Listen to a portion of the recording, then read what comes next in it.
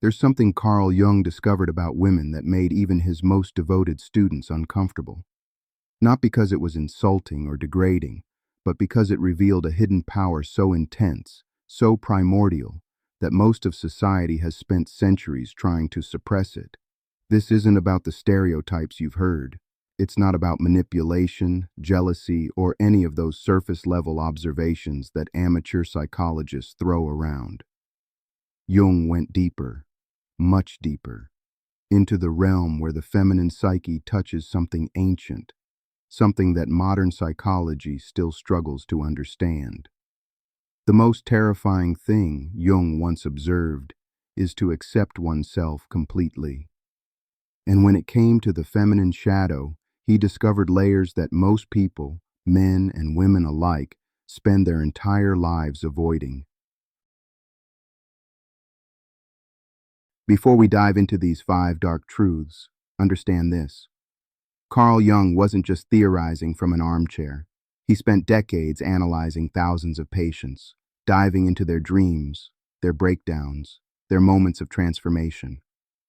What he found in the feminine psyche wasn't just psychological, it was mythological, appearing in every culture's darkest stories about goddesses of destruction, witches who consumed their own children, and female deities who held the power of both life and annihilation.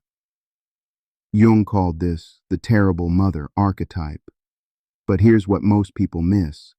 He wasn't saying women were terrible. He was saying that within every woman exists a force so powerful that civilization itself has been structured to contain it. Think about that for a moment. Entire social systems, religious doctrines, cultural norms, all designed around managing something that lives in half the population. Let's start with what Jung considered the most dangerous pattern in female psychology, the devouring mother. This isn't about bad parenting, it's about something far more subtle and infinitely more destructive. Picture this, a mother who loves her children so intensely that she unconsciously prevents them from ever truly living. Not through obvious control, but through invisible psychological chains. Jung observed this pattern repeatedly. Women who, without realizing it, psychologically consume their children's independence, their vitality, they're to separate and become individuals. The mother, Jung wrote, can be the source of life, but also the dark abyss that swallows all life back into itself. Here's where it gets truly dark. The devouring mother doesn't look evil. She looks caring, concerned, devoted. She says things like, "I just want what's best for you," while unconsciously ensuring her children never surpass her, never leave her, never truly become themselves. She feeds on their potential while appearing to nurture it. You see this everywhere once you know what to look for. The mother who gets mysteriously ill whenever her adult child tries to move away. The one who subtly undermines her daughter's relationships while claiming to be supportive. The one who keeps her son psychologically infantilized well into his 30s, 40s, even 50s. Jung discovered that this pattern runs so deep in the collective unconscious that it appears in every culture's mythology. The Hindu goddess Kali, dancing on corpses. The Greek Medea, destroying her own children. These aren't just stories, they're warnings about a psychological reality that lives in the shadow of the feminine. But here's the twist Jung revealed. This devouring aspect isn't separate from the nurturing mother. They're the same force. The same energy that gives life contains within it the impulse to take it back.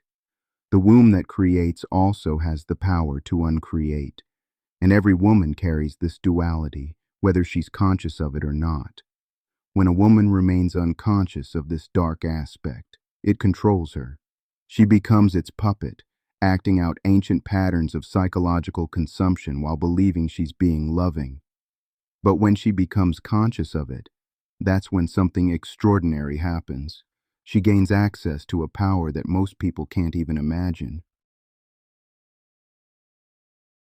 Now we enter territory that made even Jung's colleagues uncomfortable, the shadow weapons of the feminine psyche. Not physical weapons, but psychological ones that operate below the threshold of conscious awareness. Jung observed that while masculine aggression tends to be direct and visible, feminine aggression moves through the unconscious like water through underground caves. You don't see it coming. You don't even know it's happening. You just wake up one day and realize your entire reality has been subtly rearranged. Women, Jung noted, have a peculiar relationship with the unconscious. They swim in it like fish in water, while men stand on the shore trying to catch glimpses. This isn't weakness disguised as strength. It's a completely different form of power, one that operates through emotional contagion, through subtle shifts in the psychological atmosphere, through what Jung called participation mystique, the ability to merge with another's psyche and influence it from within. Here's a real example Jung documented. A woman who never raised her voice, never made demands, never showed obvious aggression. Yet everyone in her family lived in constant anxiety, always trying to please her, always failing. How? She had mastered the art of psychological withdrawal. Her silence was louder than any scream, her disappointment more crushing than any punishment. The shadow feminine doesn't fight on the battlefield of logic or physical dominance. It operates in the realm of emotions, relationships, invisible loyalties. It knows that humans are social creatures, that our deepest fear isn't death, it's abandonment, rejection, being cast out from the tribe, and it uses this knowledge with surgical precision. But Jung went even deeper. He discovered that women who are disconnected from their conscious power, who have been taught to be perpetually nice, accommodating, selfless, develop shadow strategies that are particularly vicious. Unable to express healthy aggression, it goes underground, becomes poisonous, emerges in ways that destroy both the woman and everyone around her. The gossiping that destroys reputations while maintaining plausible deniability. The emotional manipulation disguised as vulnerability. The victim complex that controls through guilt. The martyrdom that enslaves through obligation. These aren't character flaws. They're shadow expressions of suppressed power. Here's where Jung's observations become almost prophetic for our current time. He identified something he called animus possession, when a woman becomes overtaken by the unconscious masculine force within her psyche. And according to Jung, this creates one of the most destructive patterns in human psychology. But wait, this isn't what you think. This isn't about women becoming too masculine or any of that surface-level nonsense. Jung was pointing to something far more complex and disturbing. Every woman, Jung observed, carries within her an animus, an unconscious masculine principle. When this remains unconscious, when it isn't integrated, it doesn't disappear. It takes over. It possesses her. And when it does, something fascinating and terrible happens. She becomes the caricature of the worst aspects of masculinity while losing touch with her own feminine power. The animus, Jung wrote, is like an assembly of fathers and other male authorities who pronounce incontestable judgments. Picture this. A woman suddenly becomes rigid, argumentative, absolutely certain about things she knows nothing about. She speaks in absolutes, in shoulds and musts, in pronouncements that brook no discussion. She becomes, in Jung's words, opinionated, in a way that's different from having actual opinions. It's like she's channeling the voice of every authoritarian male figure in history, but without any of the actual authority. You've seen this. The woman who suddenly becomes irrationally stubborn about something trivial, who argues not to find truth but to dominate, who confuses being rigid with being strong. This isn't her true self speaking. It's the unintegrated animus, the shadow masculine that has taken the wheel. But here's what's truly dark about animus possession. It often happens to the most intelligent, capable women, the ones who have genuine gifts, genuine insights, genuine power. But because they've never been taught how to consciously relate to their inner masculine, it overwhelms them at crucial moments. They sabotage themselves, destroy relationships, undermine their own goals, all while believing they're being strong and independent. Jung saw this pattern destroying marriages, careers, entire lives. A brilliant woman suddenly becomes impossible to work with. A loving partner transforms into an irrational tyrant. A creative genius gets lost in rigid ideologies. The animus possession takes their greatest strengths and turns them into weapons of self-destruction. The tragedy? This only happens because these women have been cut off from their true power. The animus becomes demonic only when the feminine principle is devalued, suppressed, disconnected from its source. It's like a guardian that's gone mad because the treasure it was meant to protect has been hidden even from itself. Now we reach what Jung considered the most powerful and dangerous aspect of female psychology, what he called the dark goddess archetype.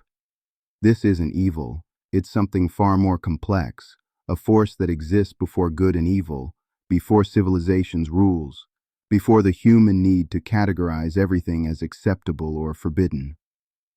Jung discovered this by studying the dreams of his female patients.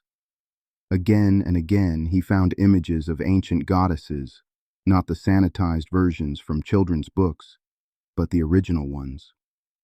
Goddesses who created and destroyed without moral consideration, who gave birth and devoured, who blessed and cursed according to laws older than human consciousness. In every woman, Jung observed, there lives an archaic goddess who belongs to an era before consciousness split the world into opposites. Think about what this means. Within the feminine psyche lives a force that predates morality itself. Not immoral, amoral. Operating according to nature's laws, not society's. This is the part of woman that knows, without thinking, when something needs to die for something else to live. The part that can nurture a life into being or withdraw that nurture with equal indifference. Modern society is terrified of this aspect.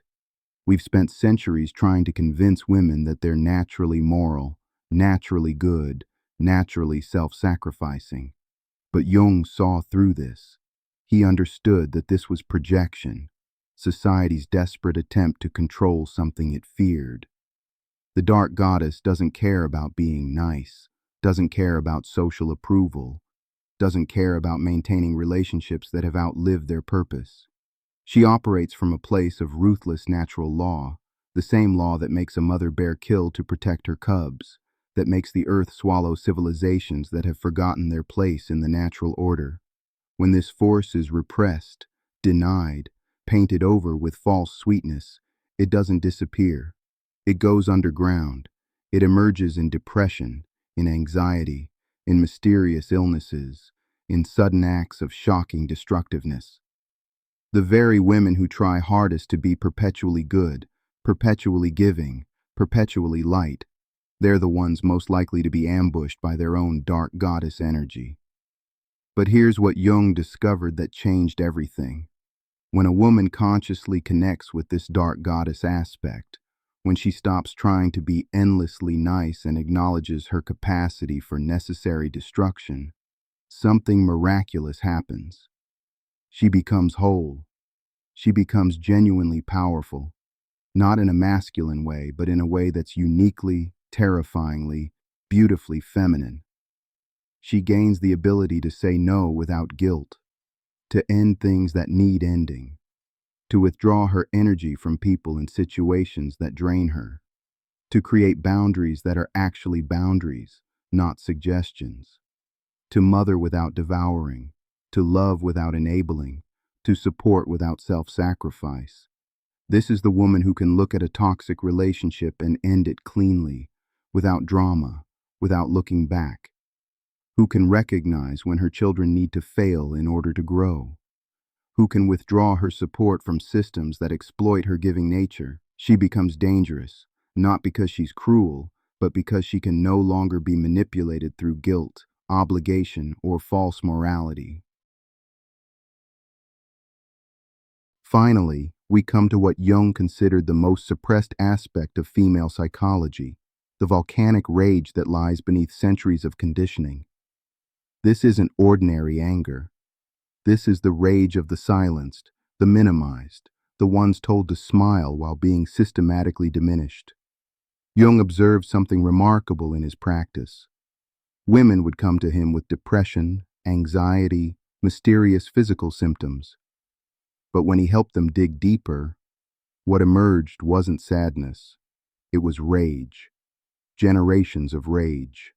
Rage that had been passed down from mother to daughter like a cursed heirloom, never expressed, always suppressed, growing more toxic with each generation. The unlived life of the parents, Jung wrote, becomes the unlived life of the children, and nowhere is this more visible than in the suppressed rage of the feminine. Here's what makes this particularly dark. This rage isn't just personal, it's collective. It carries the weight of every woman who was burned as a witch for knowing about herbs, every woman who died in childbirth because her pain wasn't taken seriously, every woman who had to smile while her dreams were dismissed as foolish, every woman who was told her anger was hysteria, her ambition was unfeminine, her power was dangerous. This rage lives in the collective unconscious of every woman, whether she's aware of it or not. And when it's not acknowledged, when it's not given conscious expression, it turns inward. It becomes depression, anger turned against the self. It becomes anxiety, the constant fear that the rage might escape. It becomes physical illness, the body attacking itself because the psyche isn't allowed to attack what actually deserves it. But here's what Jung discovered that nobody talks about. This feminine rage, when finally acknowledged and integrated, is one of the most transformative forces in human psychology. It's not destructive, it's purifying. It burns away everything false, everything that's been imposed, everything that doesn't belong. The woman who consciously owns her rage doesn't become a monster. She becomes authentic. She stops apologizing for existing. She stops making herself smaller to make others comfortable. She stops accepting treatment she wouldn't accept for someone she loves. She becomes capable of the kind of fierce love that actually changes things, that doesn't enable dysfunction, that demands growth from everyone it touches. Jung saw this transformation repeatedly. Women who had been depressed for decades suddenly coming alive. Women who had been doormats suddenly developing unshakable boundaries. Women who had been living everyone else's life suddenly discovering their own purpose, all because they finally acknowledged the rage they'd been taught to fear. Here's where Jung's work becomes almost prophetic. He believed that the integration of these dark feminine aspects wasn't just important for individual women, it was crucial for the evolution of human consciousness itself. The modern woman, Jung wrote, stands before a psychological task that has never before been attempted on such a scale, the conscious integration of forces that have been split off and demonized for millennia. Think about what this means. We're living in the first era in human history where women en masse have the opportunity to consciously explore and integrate their shadow aspects, not to become like men, not to reject the feminine, but to become whole, to own both the light and the dark, the creative and the destructive, the nurturing and the devouring. Jung predicted that this integration would be revolutionary, not politically revolutionary, psychologically revolutionary. Women who own their shadow don't need to manipulate because they can ask directly. They don't need to be passive-aggressive because they can be honestly aggressive when necessary. They don't need to devour their children because they have their own lives to live.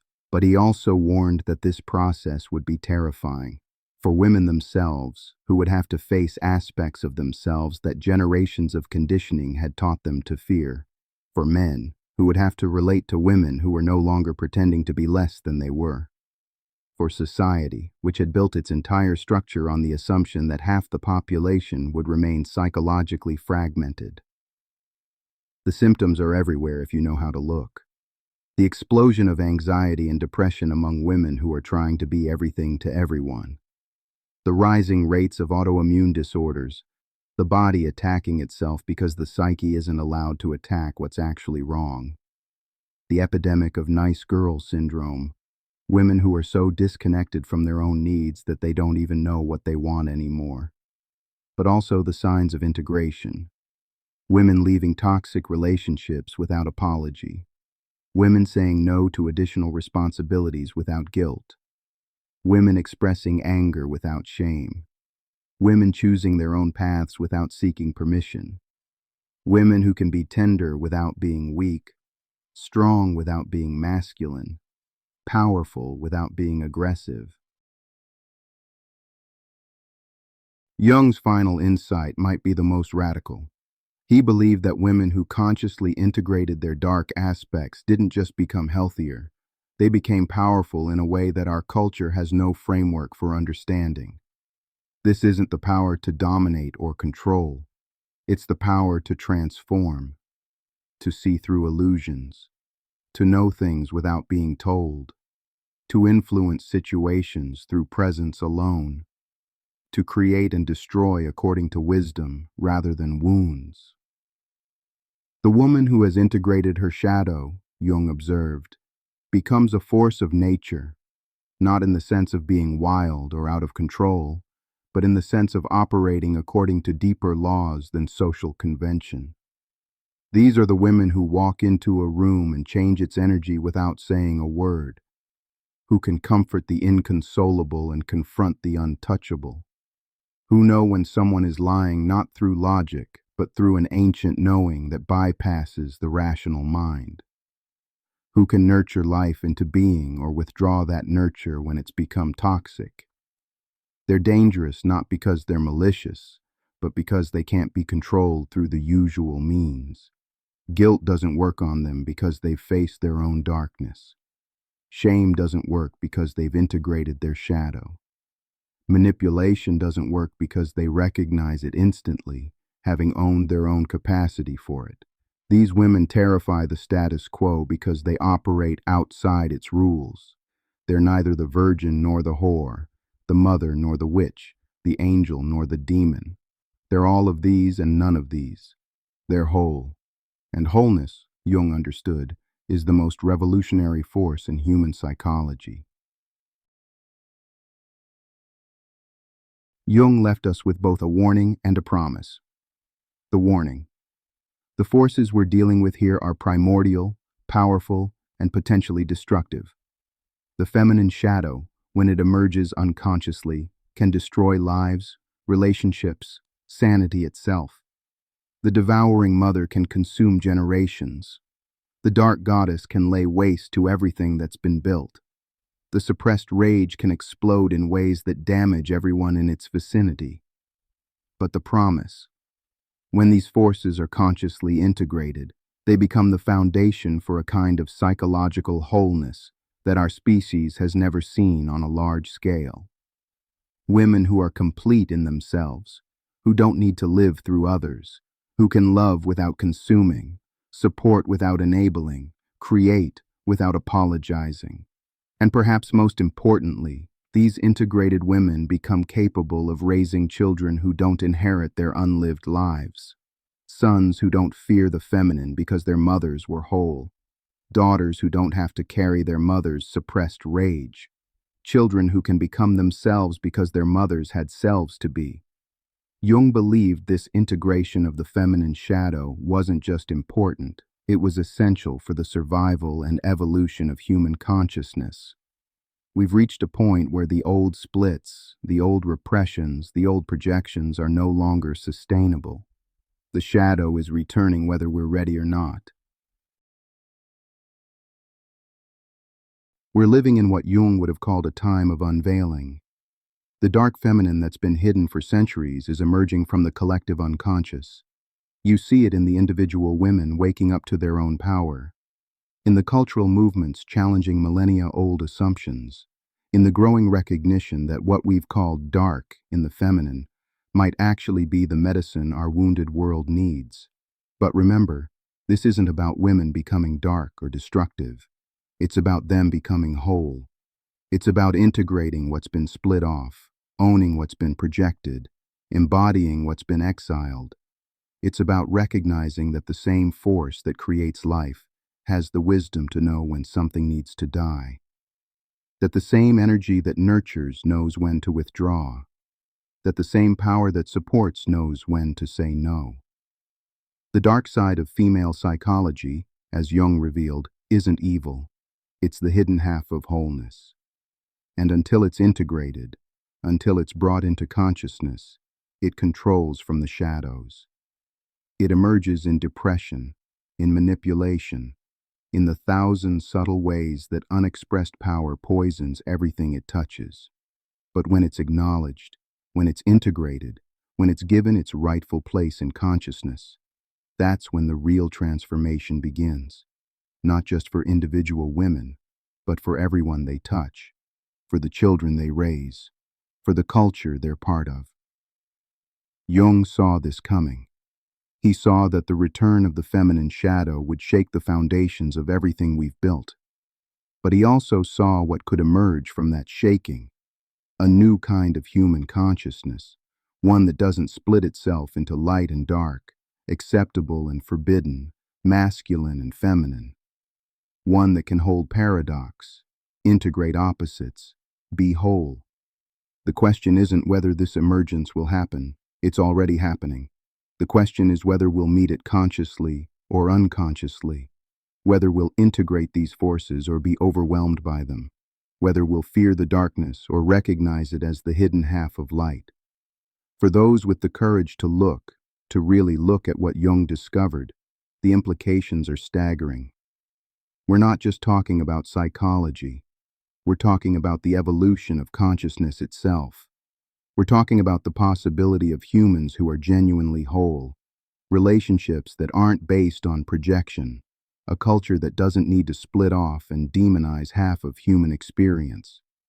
The dark side of female psychology isn't something to be feared or suppressed.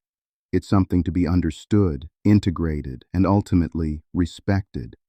Because in that darkness lies a power that our world desperately needs, the power to destroy what needs destroying, to say no when no needs to be said, to withdraw energy from what's become toxic, to be whole in a world that profits from keeping people fragmented. Jung's work wasn't just ahead of his time, it was prophetic. He saw what we're only now beginning to understand, that the future of human consciousness depends not on conquering the darkness, but on integrating it. Not on keeping women in the light, but on allowing them to be whole. Not on maintaining the old splits, but on healing them. The dark goddess is rising. The shadow feminine is returning. The question is, are we ready to meet her consciously? Are we ready for women who are whole? Are we ready for the transformation that comes when half of humanity reclaims its hidden power? Jung thought we didn't have a choice. Ready or not, the unconscious forces that have been suppressed are emerging. We can meet them with consciousness or be overwhelmed by them. We can integrate them or be possessed by them. We can become whole or remain split. The time of choosing is now. And for every woman reading this, feeling the stirring of something ancient and powerful within, know that what you're feeling isn't wrong. It isn't evil. It isn't something to be ashamed of. It's the return of your wholeness.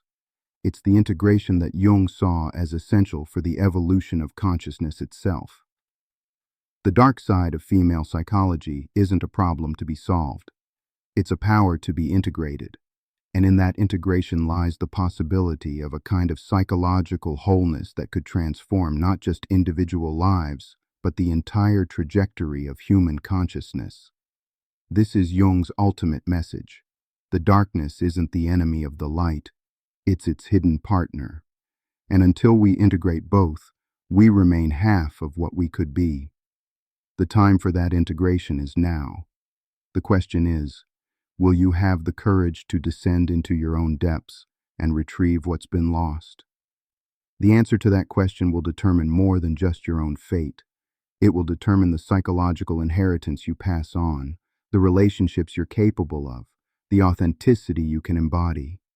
It will determine whether you live as a fragment or as a whole. The choice, as Jung would say, is yours. But remember, choosing not to choose is still a choice.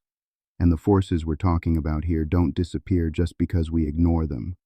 They simply control us from the shadows, emerging in symptoms, in projections, in the thousand ways we destroy what we claim to love. The dark feminine is calling. The question is, will you answer?